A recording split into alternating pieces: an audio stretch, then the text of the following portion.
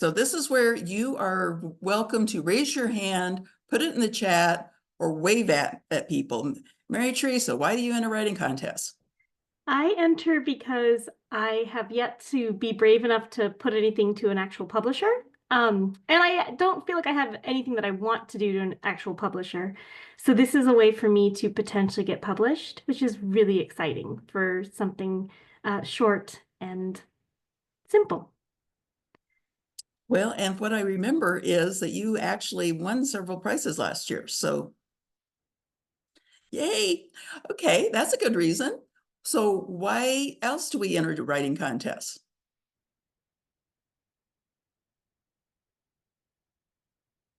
Okay, well, I know writers are all introverts, but you have to talk to me or you have to listen to me. So I just unmuted myself. This Okay, is thank you. Sequoia. And I just entered a writing contest for the very, very first time in my life. And the reason I entered is because I did publish a novel in September, and my editor contacted me and asked me if I would consider entering the contest. So I did. Great, great. Anybody else want to volunteer or why they entered a writing contest? Kimberly. Kim, go for it. Well, I'm right up there with Mary Therese, like 100%, but also I find the writing contests are a nice way to try my, like, getting my feet wet with genres I'm not as comfortable or as confident with. That's a good one. Okay. Okay. Any last one? In the Okay. comments, we do have they enter the contest for bragging rights for a book. Bragging rights. I like that one. Okay. So here's some ones I came up with. Test my writing skills. See how I look like, what my writing looks like compared to other people's writing. I want my name out in the world. Back to bragging rights. I want people to know I exist. Is anybody here willing to admit they just like to win prizes? You know, I mean, we enter dork prize contests. You know, we do little raffles and drawings because we like to win prizes. That's a human thing. We enter the lottery for the same reason. But I think sometimes we enter writing contests just because we want to win the prize. I think one of the big reasons is we want to learn from the results. And I'm going to talk more about this later, but I think this is really important. So my next thought is, okay, we now know kind of why we're doing it. Where do we find these contests? And so these are just some places I would suggest. Poets and Writers has on their website has a listing, and I also get their newsletter where they each month say these are the ones that are coming up in the next month or so. Writer's Digest kind of does the same thing. You can also Google writing lists. Be very aware that some of the contests out there in internet world are not totally legit. And so again, one thing I would suggest is do a little research before you just enter things. Be sure you know what you're doing. And of course, our favorite contest is SouthWest Writers. So I love this little girl's face. I think I am her. One of the things that you learn is there are certain things you need to do in order to enter a contest. And these are kind of my steps, and this will be kind of the framework for a lot of this tonight. The first thing is to make sure it's the right contest for you. Again, somebody mentioned genres. Not every contest is for every genre. Not every contest is for every type of work. Some of them are, say, only for poetry. I've seen a lot that come out in newsletters recently where there's like 10 poetry contests and that's it. So be sure you have the right type of contest. The next thing is look at the entry fees, look at the deadlines. Are there entry fees? Are there deadlines? Believe me, there are deadlines.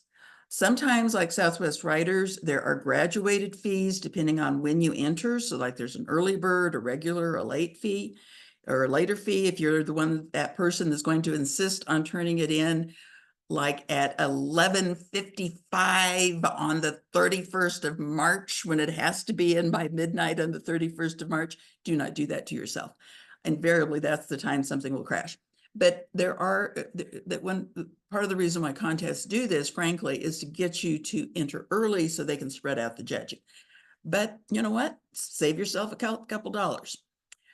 The next thing is read the rules. I'm going to talk a lot about that tonight because that is one of my real pet peeves.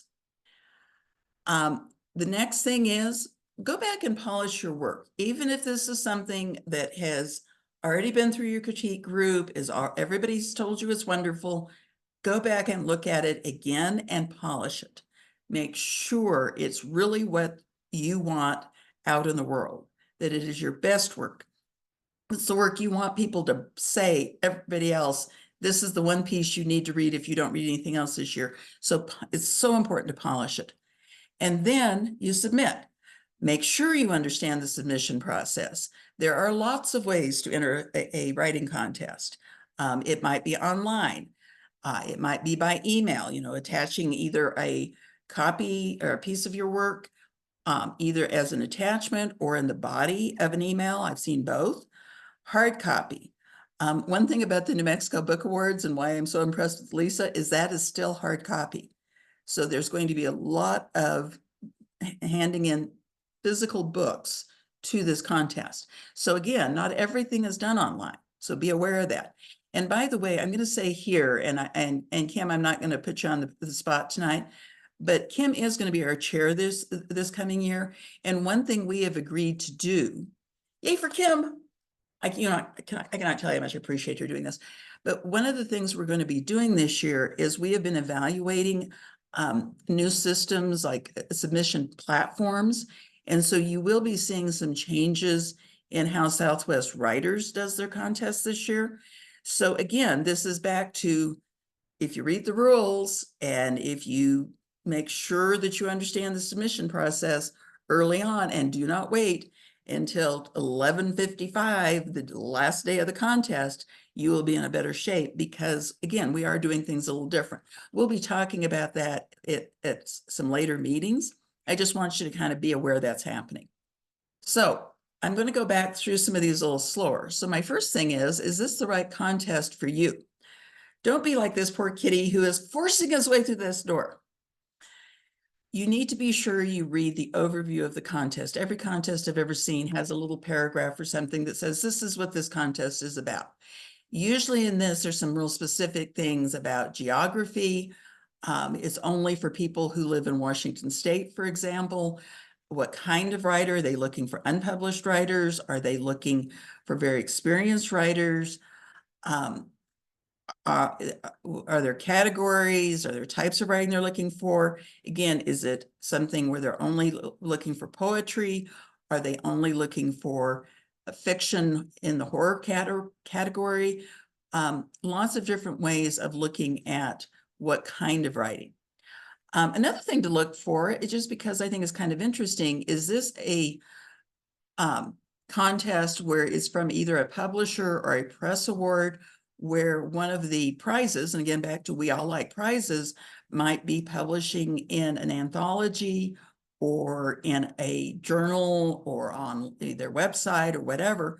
Or is it just one that you'll turn it in, maybe get an announcement, but you won't necessarily see it in print? So that's something that's kind of important. Another thing to do as you're looking at these contests is possibly pull up some of the previous winners, go to their website, go to, pick up their magazine, whatever, and see if they've published their winners, what kind of winners do they publish? Because not everything fits everything. One of the things I did at one point was I was a reader for a literary journal. That's a very different kind of writing. And we published things there that people were very excited about publishing that would probably not have done as well in another kind of contest. So again, this is something where you need to kind of make sure what you're doing actually fits because you're going to do better in the contest. So one thing I'm going to ask for input later, but if anybody has any questions going along, don't hesitate to raise a hand, slow me down. Okay, so we're going to kind of do a little exercise here, and this is where you get to chime in. So as you're picking your contest, they said, look at that first little overview or paragraph. So here's one I found on online. So again, this almost looks familiar, but who is this for? You know, what do you have to do to enter this contest?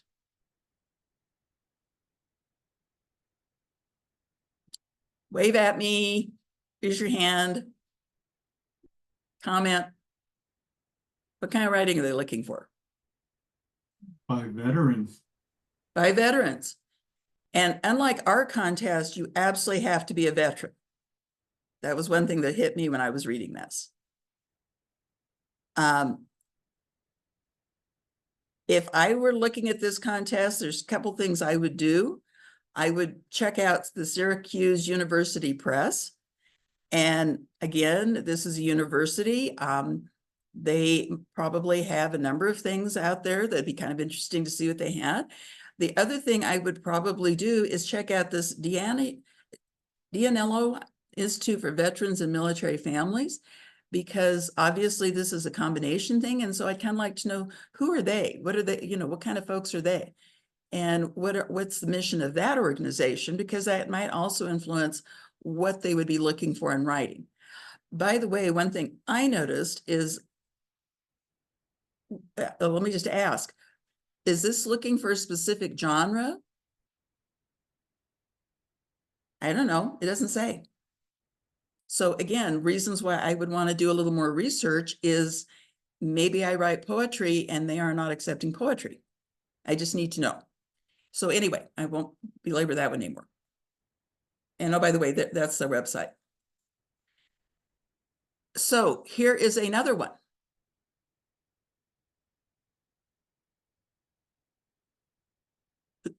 So who do you have to be to enter this one?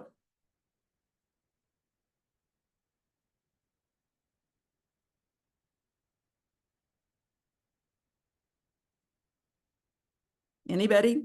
Well, I won't be entering that one. Yeah, Okay. same here. Yeah. Sorry, you guys.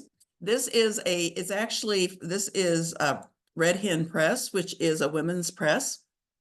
And so they're specifically looking for women writers.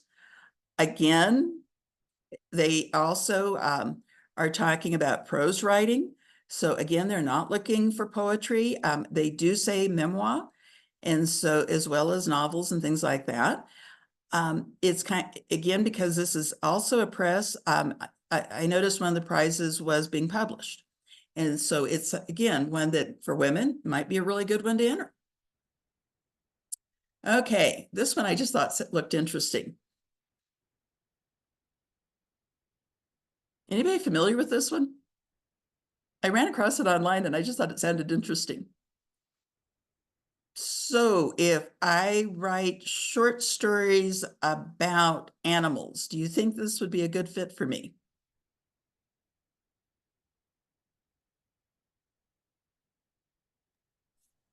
It would depend if it was killer animals. Killer animals, rabid bats or something like that. I would point out that it's also, they're looking for books. They're not looking for just one short story. So I say, I just thought this one was kind of interesting. I don't know much about this one, but apparently this is also a conference. It's called Killer Dashville. So I thought that one sounded like fun. So, okay, you've decided on you're looking at these contests. So let's pull up the Southwest Writers Overview. And this is the one we used last year. Every example I use about Southwest Writers is the contest from last year. And I'm sure there will be some tweaks and some changes this year. So again, this is just as examples. So anything occur to you as you're looking at this one?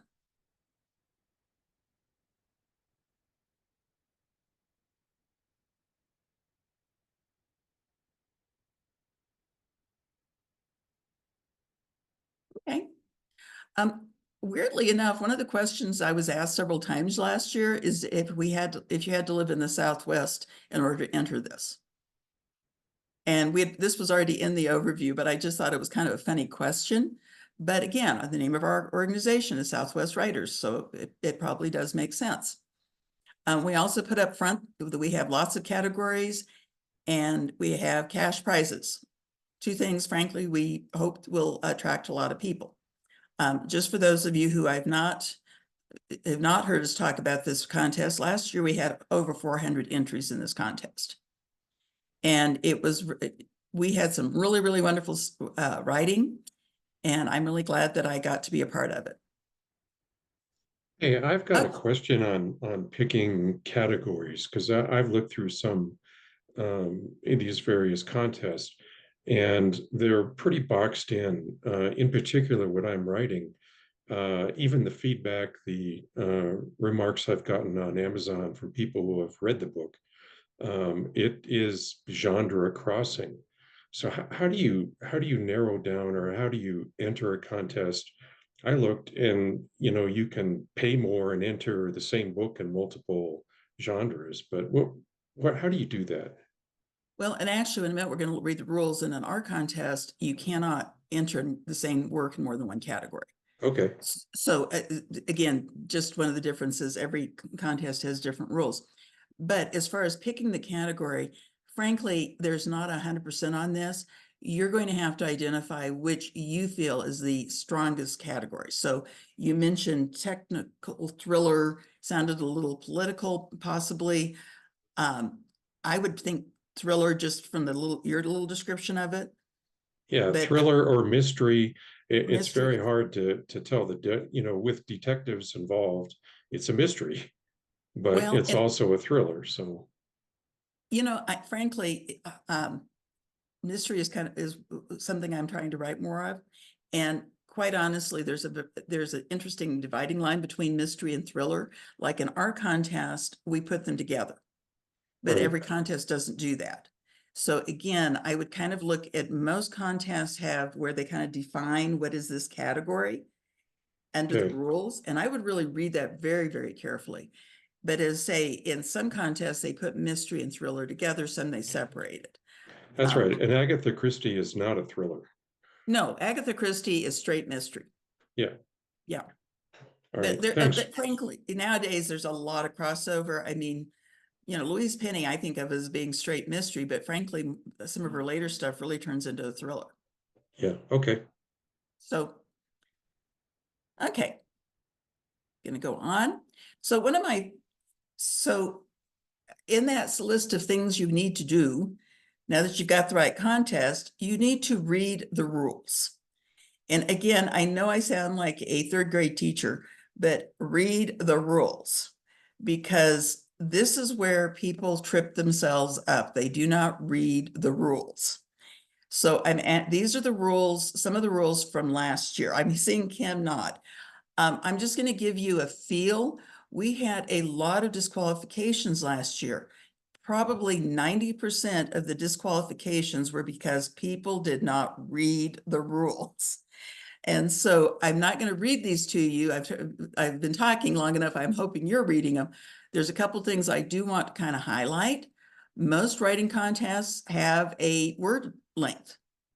And so if ours is 3,000 words, or possibly the next year might be only 2,000 words, Holes in Our Heart was 2,000 words, I believe. So again, read the number of words. Here's that thing about one category. You can have multiple category entries in one category, but you can't put the same submission in multiple categories. So again, Brian had a good question. And so this is kind of answering that question according to Southwest Writer rules. This is a huge one. A lot of contests are blind. And so you have to be very careful of where your name is. And again, one of the things that we emphasize is we want you to do new writing. And so if you won second place last year, don't polish it and send it back in and hope you win first place this year. It will be disqualified. So any questions about these rules so far? I have a question. So when it comes to the word limit, I submitted something, it was not to a contest, but I was right up against the word limit. And they wanted us to include the title on the top page. When I did so, I was over the word limit, and I assumed it wouldn't count the title as part of the words, but it did. Do you know, is that common? It is. Well, I won't say across every contest because I really don't know. I will tell you that we had at least a couple entries we had this exact discussion with. Hmm. And what my suggestion would be is don't make us have that discussion. Don't put the title Well, on. or go back through, and if unless your title is, 30 words long, go back and see if you can pull out those 5 words or 2 words or 3 words. Okay. I would do it from an editing standpoint because I would not want to be disqualified over a couple words. Okay. And my second question was, you mentioned obviously not resubmitting something that, got a lower place than you may have hoped. What about resubmitting something that didn't place? How often are judges the same? And so even though you might change stuff, oh, okay, I have a child. Hold on. I understand. Been a mom a long time. So as far as the question where I think we were going was the rules are very specific. If you went or placed, you cannot enter it again. If you entered and it didn't win or place and you want to rework it and resubmit, I would say, that's fine. I will tell you that a lot of the judges stay same year to year, but if you change it, if you go back and you polish it and you make it, better, then they're not judging the same piece. But Okay. once they have won or placed, that means they've been in the anthology. That's kind of like frozen in time. So that's where we're not going to let you do it again. I just wasn't sure if judges perhaps are a bit fast since they have to read so much. If something looks familiar to them, I was wondering, would they still read the whole piece? They might or they might not. I mean, we're going to talk Okay. about judging So in a that's a minute, and risk. there's a certain amount of judging that is very subjective. Okay. Makes sense. Okay, so going on. This is the second page of rules. And by the way, these are not all the rules because there's also rules under categories, but I wanted to go with the general ones. So again, these rules are basically about formatting. Those of you who have submitted to publishers, you know that every publisher, every agent, every editor is going to say, this is the format I want, because they read huge amounts of stuff. And if it's not in the right format, it makes it harder for them to read. Don't make it harder for your judges or the people looking at your work to read it. Okay. Now what do you do after you have found a contest, you've read the deadlines, you've read the rules? This is what you do next. You do the write, you edit it, you review it, probably you re-edit it. Maybe you re-edit it again. I think anybody will tell you that the best writing is not the first draft. So lots and lots and lots of editing, and then you submit. Well before the deadline. Okay? Okay. Yes, now we get to judging. And I love this cat. I used to have a cat that looked exactly like this, and I swore he spent most of his life judging me. So so now we're going to kind of step behind the curtain and see what the judging side really looks like. Because again, this is to help you understand what that judge is doing. Okay, so our judging follows 3 steps.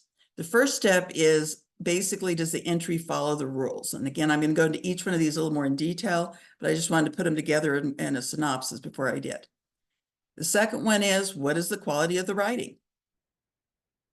And the third step is, how does it rank against other entries? So those of you who've been judges, and I know there's some people in tonight who've been judges, you've seen some of this before, but this is a 3-step process. It's not that somebody looks at it, reads it once and says, oh, this is first prize, or, oh, this is terrible, we never want to look at it again. Judy, we have a question. Okay. From Barbara, she's asks if the rules do not specify whether or not to include your name, should you assume it's going to be judged blind and not include it? I would very carefully read those rules because I can't imagine if they wanted it blind, they wouldn't say, we want it blind. Again, just as an example, when I was reading for this other group, we saw the cover letters, so we saw names. But it was a national thing. I never saw a single name I recognized. SouthWest writers, I would see names I recognized. So again, unless it very specifically says no names, I would feel free to put my name on it, but I would definitely have read those rules several times before I did that. Okay, so step one, we have the gatekeeper. And yes, this is my favorite movie.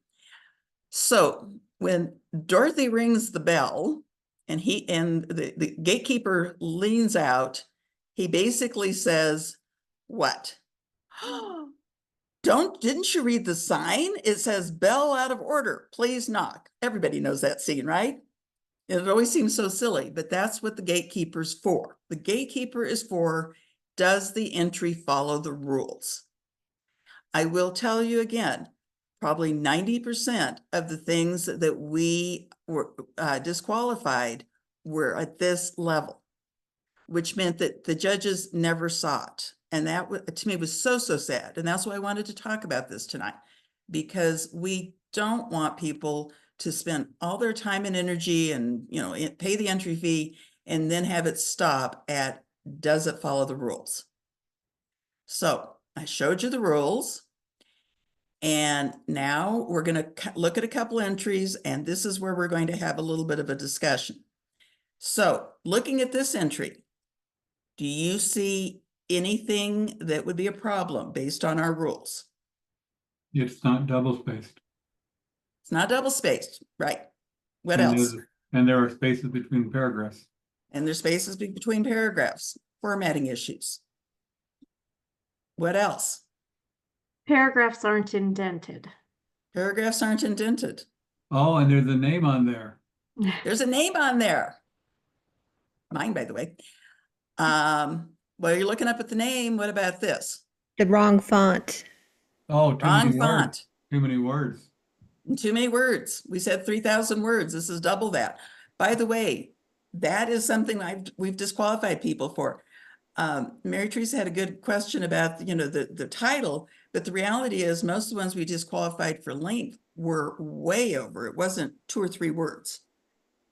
It was significantly over. Anything else in here?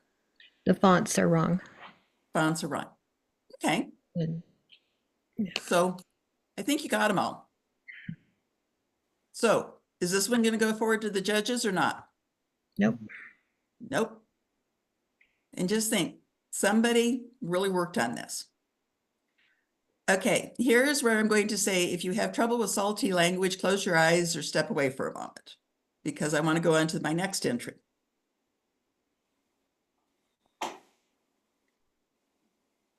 So, is problems.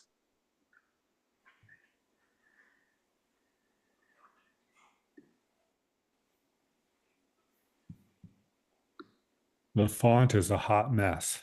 The font is a hot mess. Don't you just love Comic Sans? I don't think we ever actually had an entry in this, but we did have them in a lot of different fonts. Okay.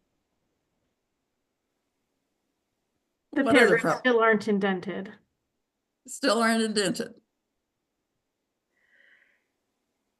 The punctuation isn't correct with the quotation marks and periods and commas. Okay. It's not edited. It's not edited, which, by the way, will not stop it at the gatekeeper level. And we're still at the gatekeeper level. Really? Oh, No, because we're going to get to that in judging. This is gatekeeper. This is, did you follow the rules? it lists the genre in the title. Which is not a problem, by the way. If you want to say, because especially memoir, people sometimes put that as in the title. Hmm. How about names?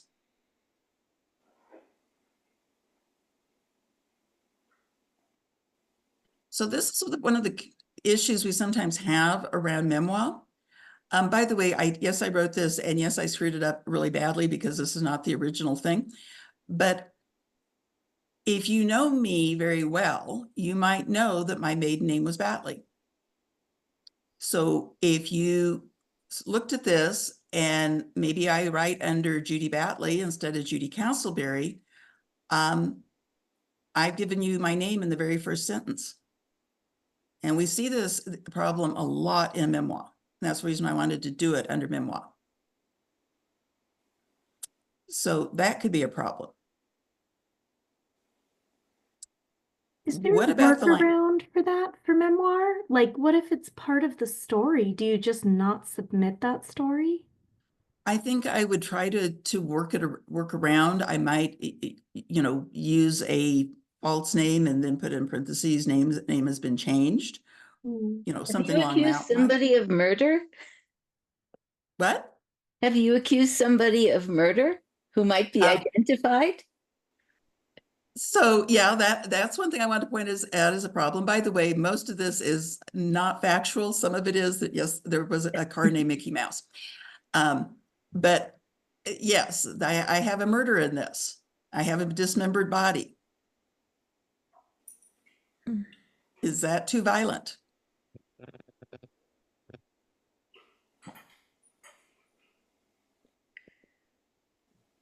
Some of you who write horror and mystery and thrillers,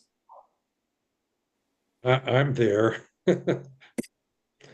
I mean, personally, I do not see a problem with this, and I do read a lot of mysteries as well as write in that area. So, but I'm just bringing it up because of this is a good chance for us to have that conversation. When does it become too violent? I only see a problem if someone can identify you and that happens to be your sister or somebody and they know it. Well, frankly, I will tell you, my sister is one of the world's nicest people, and the concept of her hiding a dismembered body in the trunk is totally ludicrous. Yeah. But as I say, I did use my sister's real names, and then I just screwed this up as badly as I could. Isn't it too violent, one of those things that's in the eye of the beholder? Exactly. Mhm. Well, So you also again, have the sentence there that says, at least that's what she told me. right. So, I mean, it could be anything wild, and it's speculative. It's speculative. So another part, so any other issues that you see? What about in the first paragraph?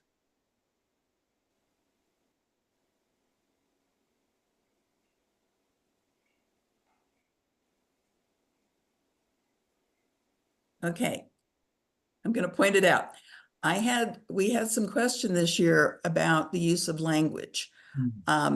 Again, everybody has their own tolerance for four-letter words. But we are a general contest. We do publish our winners in an anthology. Is this something that is at this level that's going to make people uncomfortable?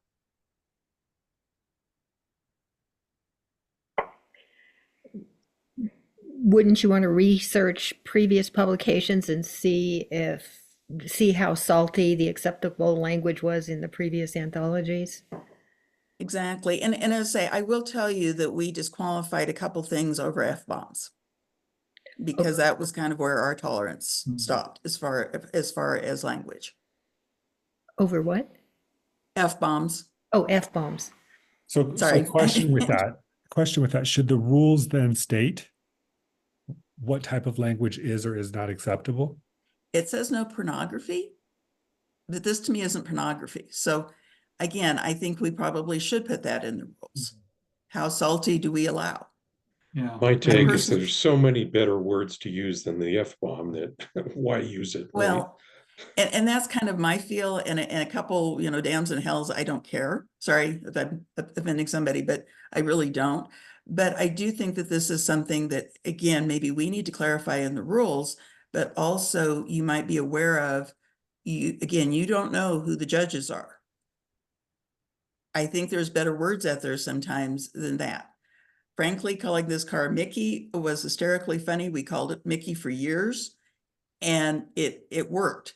If we had called it something, you know, other than that, if, you know, Hell on Wheels or whatever, I think there would not have been near as much family lore around this particular vehicle. So anyway, so yes, if you run into my sisters, I promise I lied about them. Okay.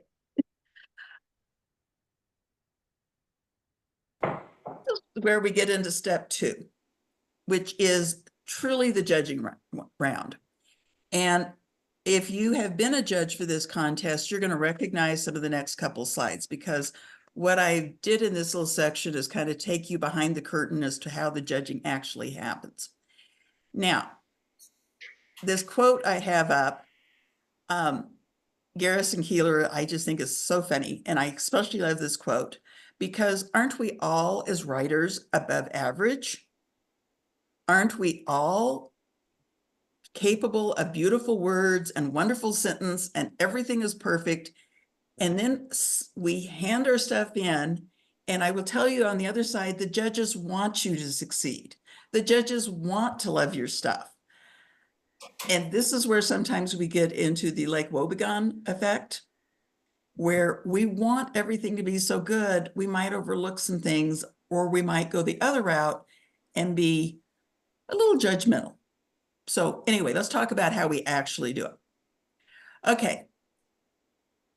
Like I said, there is a judging sheet. Every single entry in the Southwest Writers Contest has already gone through a gatekeeper before it ever gets to a judge. So some of the stuff is dealt with at the gatekeeper level, like we just talked. Now we have 2 judges, a minimum of 2, who look at it using this sheet. And I'm going to split the sheet out so we can really, really look at it. But I wanted you to just be aware there is a judging sheet. So as everybody's straining and trying to take notes, let me go on to the next slide. Okay, this is the top of the judging sheet. And what you'll notice is your name is not on it. There's a category, which might be short story romance, might be nonfiction article, might be poetry haiku. There is a control number because we number everything so we don't use names, and then the title of the entry. When the judge gets these entries, that's what they know. And one thing I will say for our judges, we had wonderful judges last year. I went back to them time and again and said, can you do one more thing? And they did time and time again. But anyway, one of the things they were very, very careful about is back to my little memoir piece. If they recognized somebody's style of writing, because again, we're a small enough organization that maybe you've been in the same critique group with somebody, or you've read their stuff in previous anthologies or whatever. If somebody recognized somebody's style of writing, they would notify me and say, this is not going to work for me to judge this because I know who wrote it. And I thought that was absolutely wonderful of the judges. So they really do try to take care of that. So anyway, this is the top part. This is all they know. Okay. This is where kind of the rubber starts meeting the road. So everything is judged on a 1 to 10 scale. Anybody here, other than me, very familiar with the bell-shaped curve? Yeah. Anybody who's worked in, I was a psych major in college. We talked a lot about the bell-shaped curve. I have seen it used in almost anything statistical. There will be some reference to the bell-shaped curve. So what we try to do is put our judging on a bell-shaped curve, meaning that most things will score in the average area, someplace between needs improvement and outstanding. Again, like with the Lake Wobegon thing, if everybody's a 9 and a 10, that's not really judging. That's just saying, I like everything. If everything's a 1 or a 2, that's just equally bad, because obviously that was a piece that probably shouldn't have been entered in the first place. But it also, when judge is doing all 1s and 2s, I start wondering about the judge. So again, when we train the judges, and say this slide I used with training the judges, we were saying most things will run between a 4 and a 7, or even a 3 and an 8. Very, very few things will be in the 1 or 2 or the 9 and 10.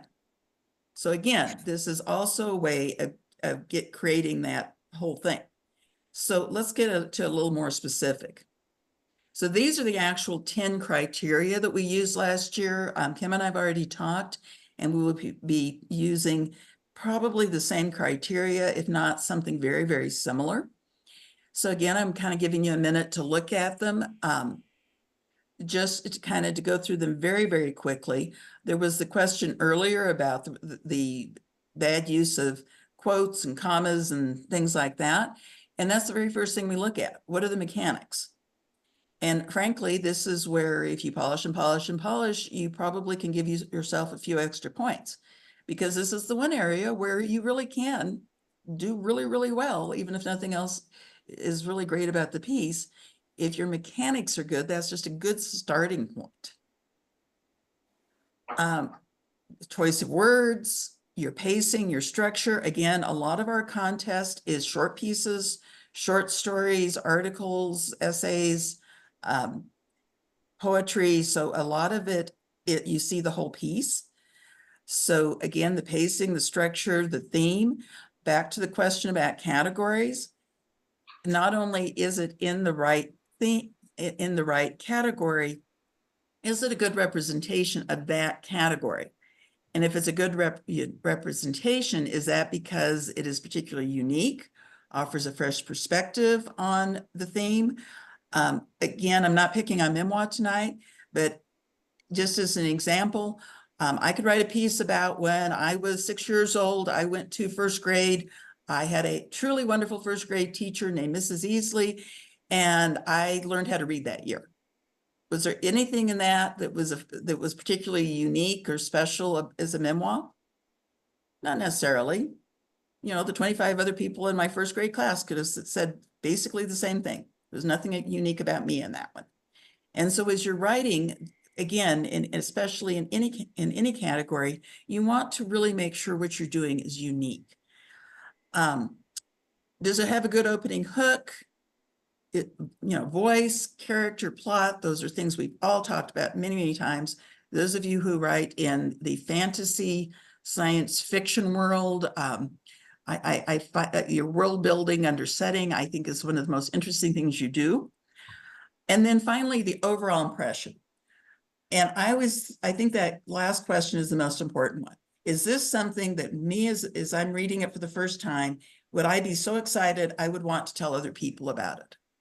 And so when I talk about overall impression, that's really what we're talking about. So each one of these areas, you can do 1 to 10 based on what we already had. And then we add up the total, which means the total is up to 100 points.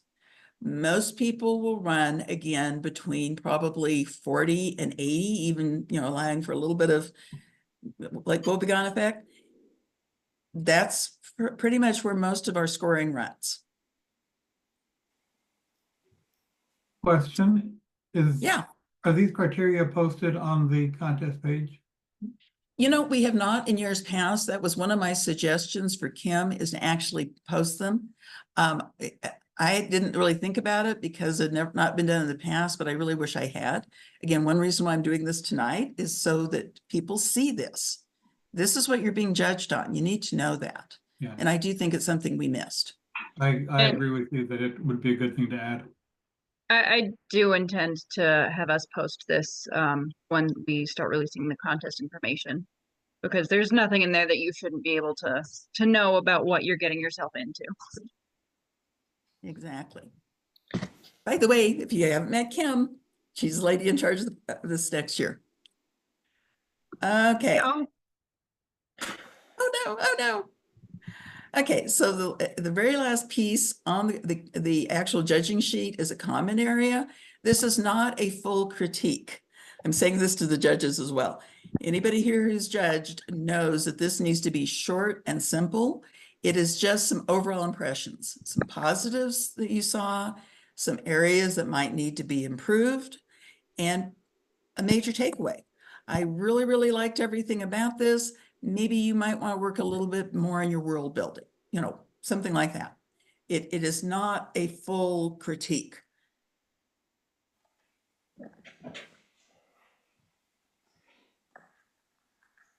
Okay, we get to play judge. And these are not pieces I wrote, by the way.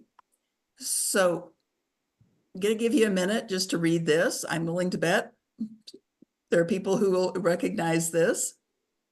If you don't recognize this, I will be surprised, but it's a good place to start. By the way, as since we're playing judge, one of the problems is doing this on a screen is I cannot give you the whole work. So I'm just giving you the first couple paragraphs of several things. So talked long enough that everybody's pretty much had a chance to read this. Okay, keep reading.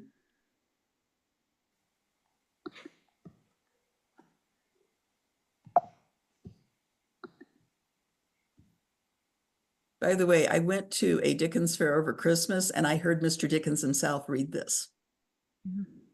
It was really cool. Okay, everybody pretty much read Marley's Ghost? Okay. So here's our criteria again. Let's talk about this a little bit. Let's talk about language. What do you think about his word choice?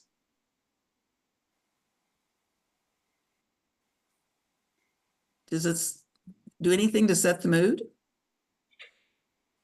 I think it does. It's very atmospheric. This is a ghost story. It's very atmospheric. It's harder to do pacing and structure, but let's talk about themes since we've talked a little bit about categories. The name of this piece that I pulled out is Marley's Ghost. So what categories should we be entering this in?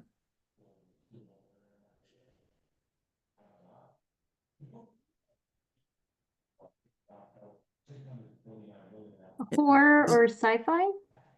Possibly. It's a ghost story. At least, again, when it was first published, it was considered a ghost story. At least that's what Mr. Dickens called it.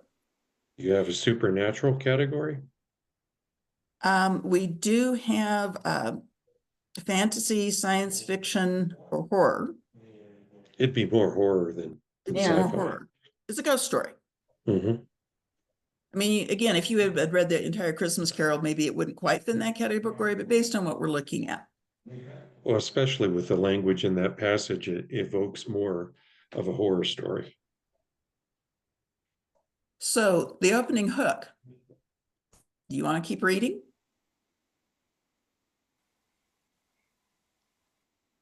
Yeah, you kind of know that Marley's coming back because he was dead. He's dead, and the name of this is Ghost. You know, has Ghost in the title. I want to know what's going to happen. There's really only two characters mentioned, but do you know anything about them by the end of this page? We know the ghost is dead. What do we know about Scrooge?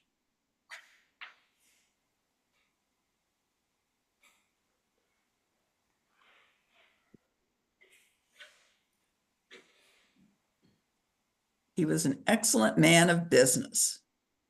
Mhm. That is your entry to Scrooge.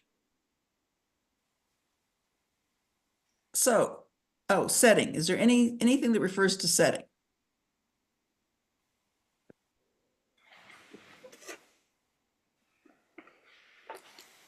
There's really not. Mhm. But it's so far you have atmosphere, and so you might assume that it is set in a certain time period based on the language like that, but you don't really know. But anyway, if I was going through this and giving points, those were the questions I'd be asking. Would you recommend it to someone else? Possibly. Again, this is a little short, so it's awfully hard to say. But does that give you a feel for how somebody would be judging this? So let's go on to the next one. Oh, and the comments. Anything you really like about this little piece?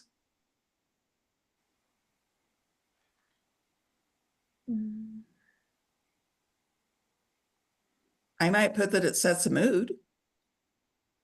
It's very moody. Takeaway is I need more of the plot.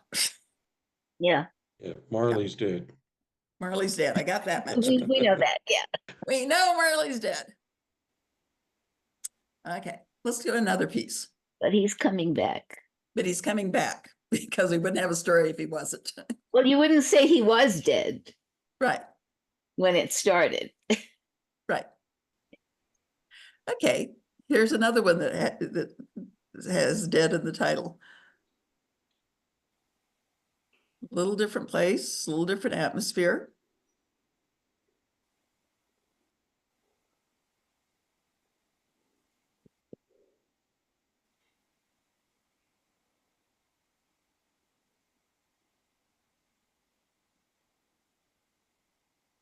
Anybody recognize the author? Mm-hmm. Barbara, who is it? Hillerman. Of course.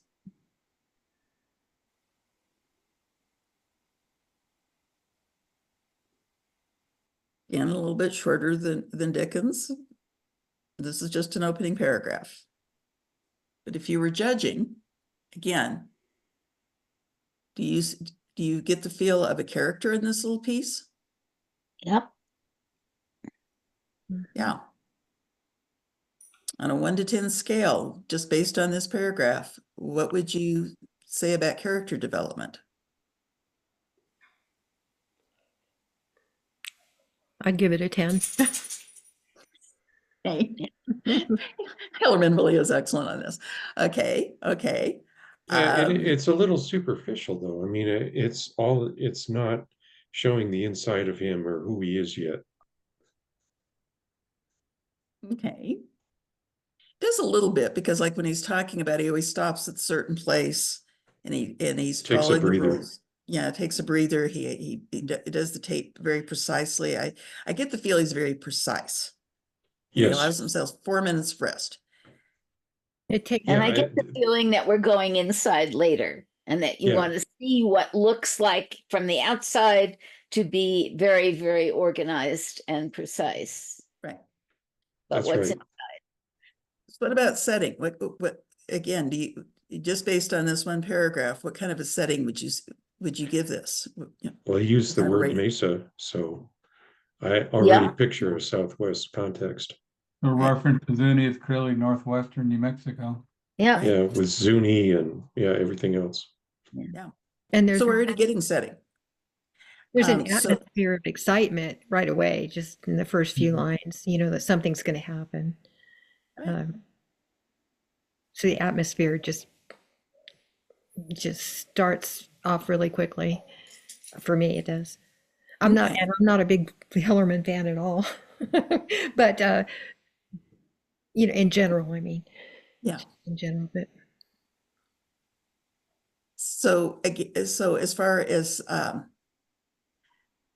mood, we could also use the word voice. So how would you rate this as far as voice? Distinctive. Distinctive. Okay, 1 to 10. 9.5 or 10. Your Come on. choice. Your choice. Your choice. Okay. Okay. well, he It- has that famous way of sounding indigenous or Native American, being that Yeah. himself. I mean, he.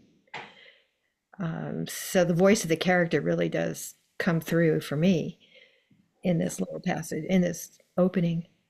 Yeah. And so again, if you were putting yourself in the judge's seat and you did not know this was a Tony Hillerman, those same things could jump out at you and you could give a higher score.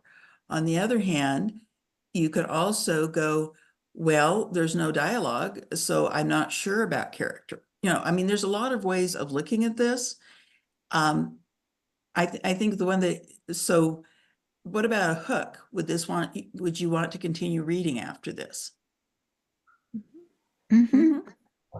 Okay, I think we're going to have a little bit of, it's good writing. And so it's hard to come up with things where it's not going to be up in the 7 or above, isn't it? Right. Wouldn't it be lovely if every piece we turn in at the contest was at this quality? Okay. So of course, Tony Hillerman, we've talked a little bit about the criteria. So let's go on to one more piece. Still got a little bit of time. Oh, any general comments you would make? Think we're gonna pass him. We're going to pass him. He's We're not going to gonna be make one of the him improve. finalists. He's going to be one of the finalists. I would say Opening that there's a paragraph of Dance there's Hall a of the Dead, and confidence. he's definitely going to be one of the finalists.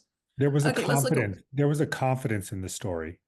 Mm. There was That's a good way of putting that. there was a Okay. confidence in the writing that said, "I own this story." Right. There was a command in that. Mhm. Exactly. I probably should have gone looking for some pieces that I didn't like. Because it is awfully hard when everything is really, really good to come up with where does this fit on a 1 to 10 scale. And I will tell you that sometimes in the contest, we run across some pieces that we go, you know what? It really is a 8, 9, and 10. Everything is an 8, 9, or 10. I will tell you that most things are not, but there are some that are, and those are the ones we want. So polish them up, send them in. Okay, here's another one, and this is actually called Educated and Memoir. So again, memoir is in the title. And I'll give you a couple minutes. This was a piece you probably well, you might be less familiar with. I read it a couple years ago. Really enjoyed the memoir.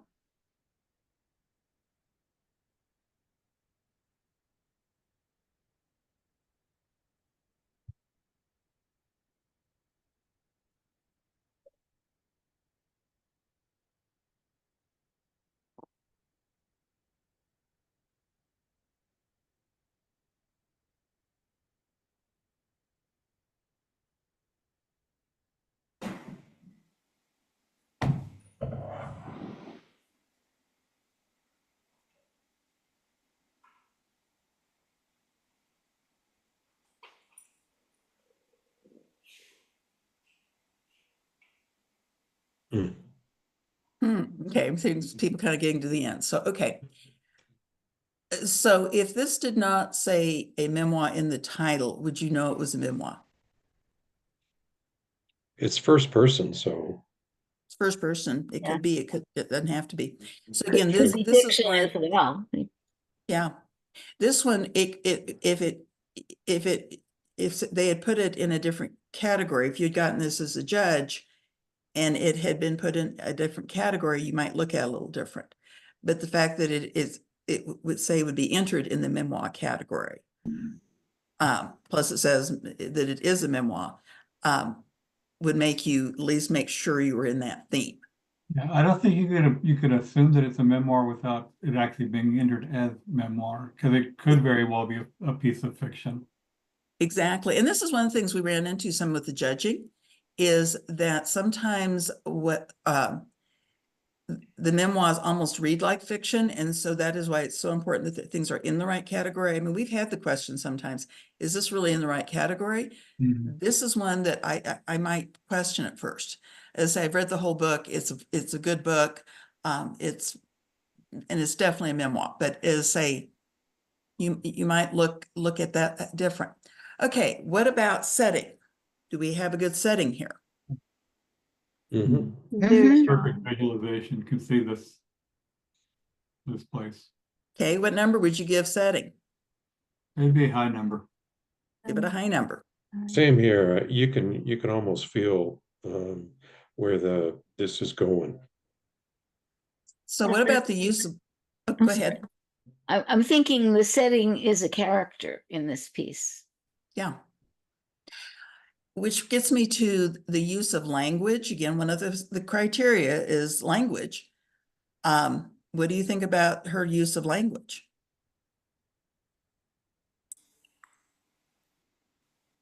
Highly effective and painterly, basically. Yeah. I would give this a higher rating on use of language than I would to Mr. Dickens, Hmm. because I see this. So maybe I would give this a 8 or a 9, and Dickens, I didn't see it as visually. Maybe I'd give it a 6 or 7. I don't know. But again, this is why, as you're judging, the kinds of things you look for. The metaphor Characters. of the plants, the soloist and chord of the double A is just, I mean, that's just genius. Isn't that a beautiful sentence? I mean, that whole paragraph I just love. And by the way, the whole book is like this. It's a really good book. What about the characters, the character development? There's not a lot. There's not a lot. So would you put a number on character development here?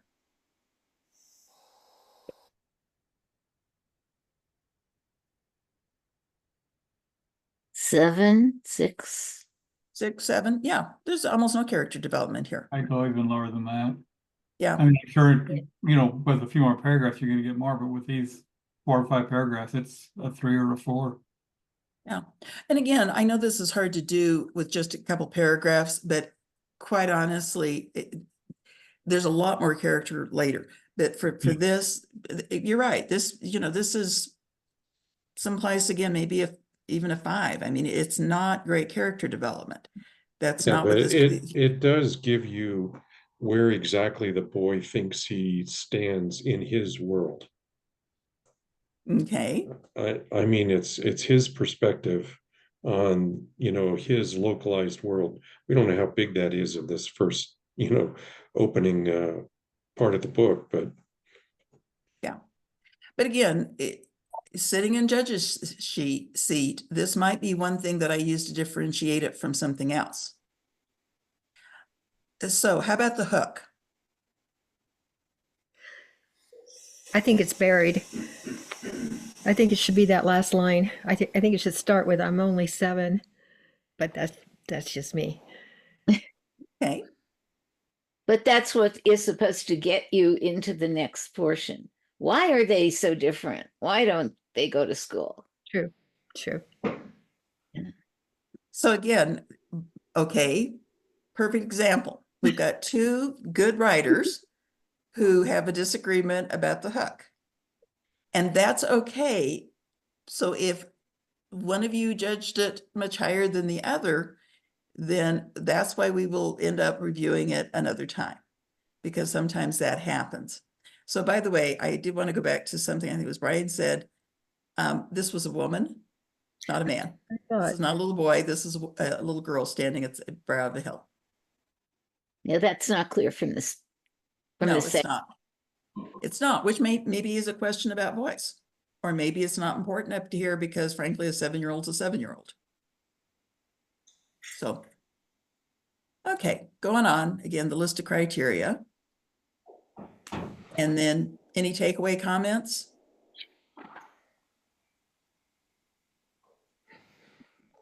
Unbury the hook. Unbury the hook. Okay, make that hook first. I want to know this is a 7-year-old because the language does not sound like a 7-year-old. Yeah. True. Okay. This is the last one. Maybe that's the homeschooling. It's a precocious 7-year-old. It's a very smart 7-year-old. Okay, so this is the last one, and just because we do have poets in the room, I wanted to at least do one poem. So again, give you a minute to read this.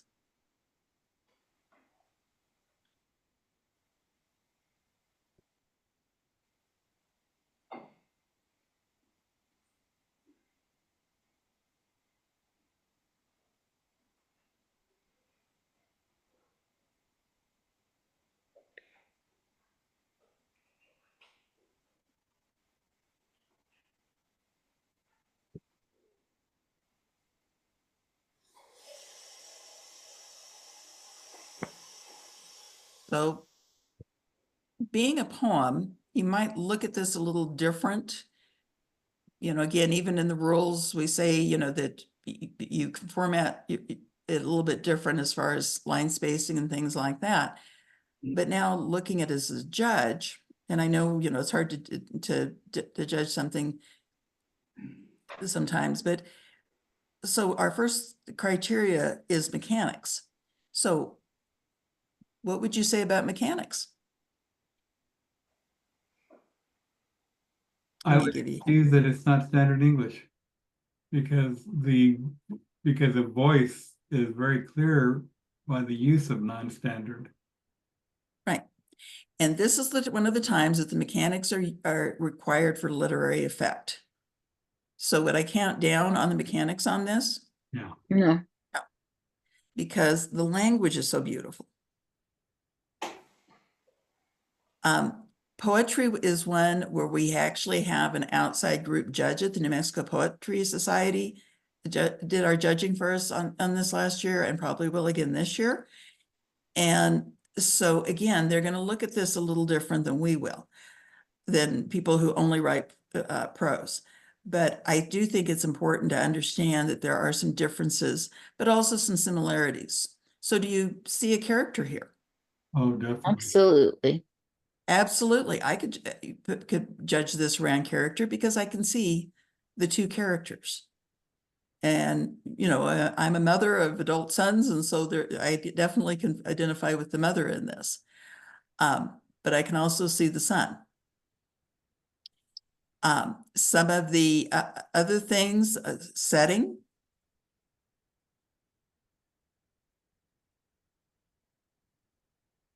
Maybe it's not super strong on setting, but using these stairs as a metaphor gives you a setting. It's a set of stairs that have no carpet in places, and they're not crystal, and they've got tacks and splinters, and So anyway, again, this is something we ask our judges to do, is using some of the same criteria, look at these poems. Now, sometimes what I've learned with the poetry part is they do kind of add to this or subtract from some of our criteria, some of the things that are not quite as important in some poems. But again, they are going to look a lot harder at things like voice, pacing, language, the whole thing. And of course, overall impression. I get the impression that in the poem, it's the emotional terrain that's much more important than the physical terrain. Exactly. Exactly. I just think it's a beautiful poem, frankly. Mhm. Okay. So again, any overall comments about this?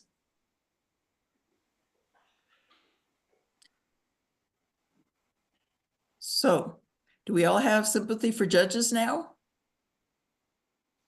Sometimes it's hard. It really is to go, okay, when I divide it down into things like plot, character, like that, what is really good quality and what is really not? And so it is very subjective. Back to one of the original questions. Yes, this is subjective. So, okay, you have filled out your judging sheets.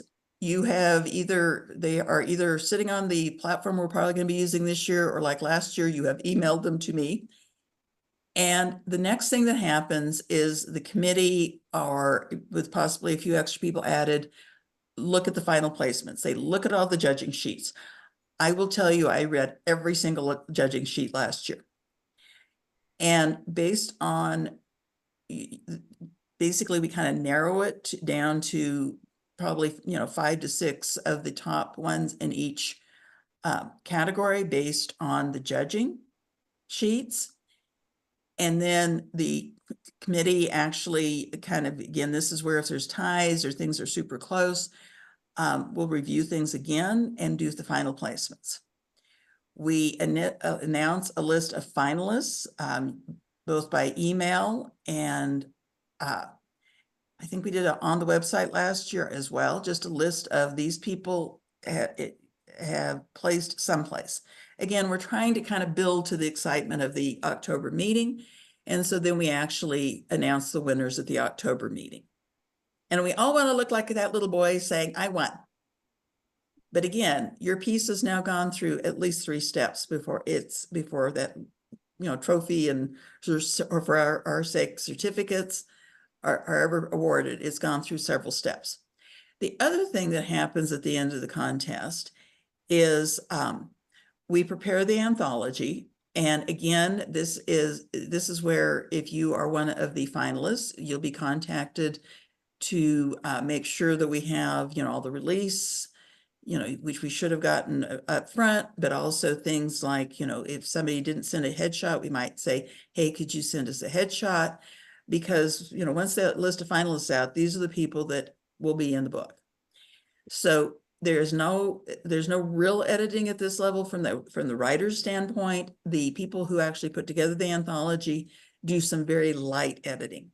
And by that, I mean making sure everything is in the same format, very, very simple, a little bit of grammar, but very, very minor.